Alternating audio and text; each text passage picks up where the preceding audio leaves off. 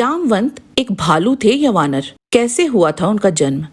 क्या वे हनुमान जी के समान बलशाली थे? कैसे वे रामायण से लेकर महाभारत काल तक जीवित रहे और क्या वे आज भी जीवित हैं? जामवंत से संबंधित सभी रहस्यों को जानने के लिए इस वीडियो को अंत तक अवश्य देखें। ओम गणपति चैनल में आपका स्वागत है। अगर आपको हमारे वीडियो पसंद आते हैं तो कृपया चैनल को सब्सक्राइब और वीडियो को लाइक अवश्य करें।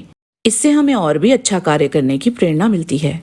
वाल्मीकि रामायण के बालकांड सर्ग 17 के अनुसार महाराज दशरथ के घर में भगवान विष्णु को पुत्र रूप से अवतीर्ण होते देख ब्रह्मा जी ने सब देवताओं से कहा कि भगवान विष्णु की सहायता के लिए तुम लोग भी शक्तिशाली वानरों को नाग कन्याओं, अप्सराओं, गंधर्व की स्त्रियों, वानरियों से उत्पन्न करो। आगे ब्रह्मा जी कहते हैं कि मैंने पहले भालुओं में श्रेष्ठ जामवान नामक रीछ को पैदा किया था।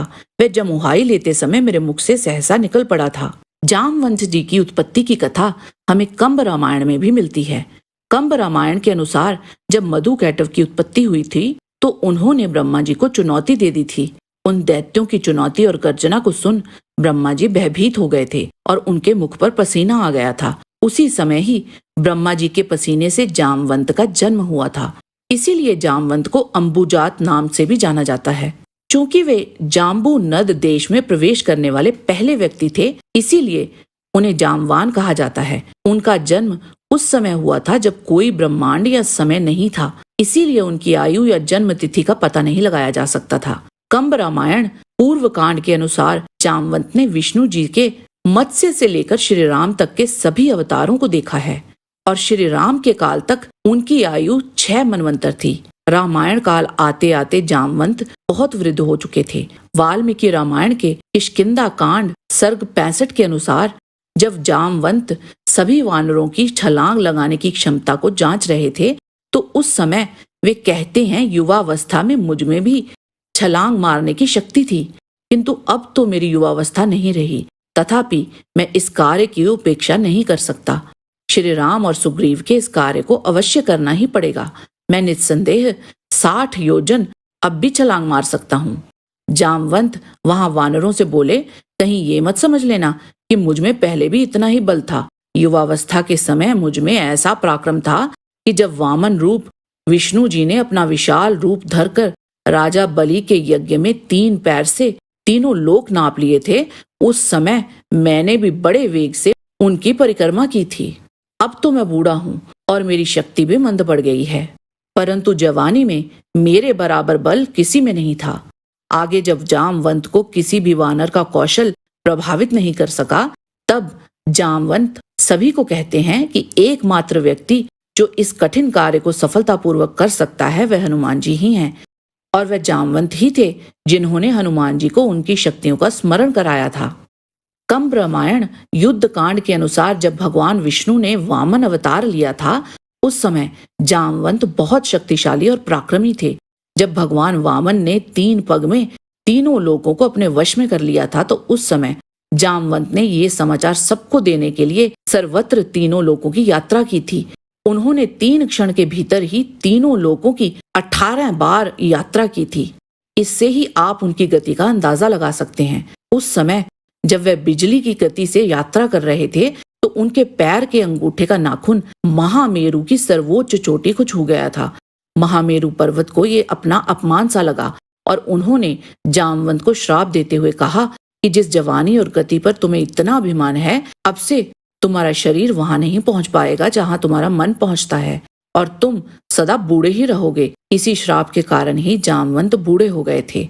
रामचरितमानस के लंका कांड के अनुसार जब रावण वानरों और रीछों की सेना का संहार कर रहा था तो यह देखकर जामवंत बहुत क्रोधित हो गए थे और उन्होंने उछलकर रावण की छाती पर एक जोरदार लात मारी। जामवंत के पैर का प्रहार इतना घातक था कि रावण वहीं मूर्छित होकर रथ से धरती पर जा गिरा। उसे मूर्छित देख जामवंत ने एक और लात उसे मारी और प्रभु श्री राम के पास चले गए और रावण के सारथी ने रावण को उठाकर रथ पर चढ़ा लिया और उसे होश में लाने का प्रयास करने लगा।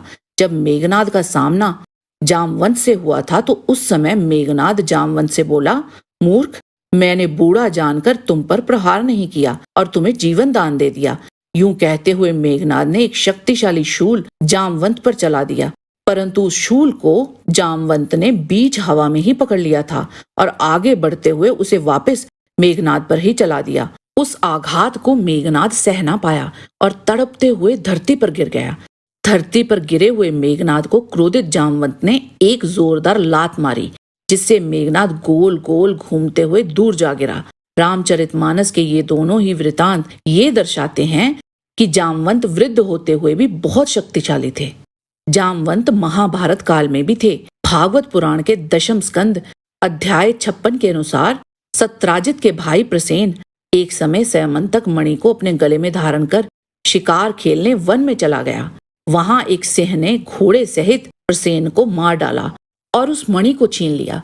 वह अभी पर्वत की गुफा में प्रवेश कर ही रहा था कि मणि के लिए ऋक्षराज जामवंत ने उसे मार डाला और वह मणि को अपनी गुफा में ले गए। अपने भाई प्रसेन के ना लौटने से सत्राजित कहने लगा, बहुत संभव है श्री कृष्ण ने ही मेरे भाई को मार डाला हो, क्योंकि वह मणि गले में डालकर वन में गया था। जब भगवान श्री कृष्ण ने सुना कि ये कलंक का टीका मेरे ही सिर पर लगाया गया है, तब वे उसे मिटाने के उद्देश्य से प्रसेन को ढूंढने के लिए वन में गए। उन्होंने देखा कि एक रीछ ने सिंह को भी मार डाला है, तो वे ऋक्षराज की भयंकर गुफा में प्रवेश कर गए। वहां भगवान श्री कृष्ण और जामवंत आपस में घमासान युद्ध करने लगे। पहले तो उन्होंने अस्त्र शस्त्रों का प्रहार किया, फिर शिलाओं का। तत्पश्चात वे वृक्ष उखाड़कर एक दूसरे पर फेंकने लगे। अंत में उनमें बाहुयुद्ध होने लगा। वे 28 दिन तक बिना विश्राम किए रात दिन लड़ते रहे। अंत में भगवान श्री कृष्ण के घूंसों की चोट से जामवंत के शरीर की एक एक गांठ टूट फूट गई। तब उन्होंने भगवान श्री कृष्ण से कहा, प्रभो, मैं जान गया आप ही समस्त प्राणियों के स्वामी भगवान विष्णु हैं। इसके उपरांत जामवंत ने बड़े आनंद से उनकी पूजा करने के लिए अपनी कन्या कुमारी जामवंती को मणि के साथ उनके चरणों में समर्पित कर दिया। वाल्मीकि रामायण में जामवंत को किसी किसी स्थान पर कपि कहकर भी संबोधित किया गया है और कुछ स्थानों पर उन्हें ऋक्ष कहा गया है। ऐसा रामायण के कई दूसरे संस्करणों में भी कहा गया है। रावण और मेघनाद की दुर्गति करने वाले, अपनी तीव्र गति से सबको प्रभावित करने वाले तथा श्री कृष्ण से 28 दिनों तक युद्ध करने वाले ऋक्षराज जामवंत निश्चित ही बहुत शक्तिशाली हैं। जय श्री राम। आज के वीडियो में बस इतना ही। आशा करते हैं कि आपको हमारा ये वीडियो पसंद आया होगा। कृपया इसे लाइक और शेयर अवश्य करें। किसी भी प्रकार की त्रुटि के लिए आप सबसे क्षमा याचना करते हुए आपसे निवेदन है कि प्रेम पूर्वक परमपिता परमात्मा को मन में धारण करें और बोलें, वैदिक सनातन धर्म की सदा ही जय।